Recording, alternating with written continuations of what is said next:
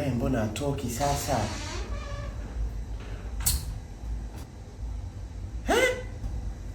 Mwana kwetu, vipi hiyo track suit kujitengenezea joto la mwili? Una homa ya baridi kwamba unataka joto mwilini ama kitu gani? Sasa mama, mimi nasikia baridi, mvua inanyesha. Kwa baridi gani chogo jamani? Hivyo vimvua kidogo jamani na wingu kutanda juu ndo kuna baridi. Hivi hiyo mikoti yenu mnavoinunuaga, mnakosaga siku ya kuivaa ndo mnaviziaga hivi mvua vya hapa na pale, si ndio ndo muitinge hiyo mikoti yenu? Nimekwambia kalivue hilo tracksuit lako. Sitaki mtu ajitengeneze joto mwilini kabisa.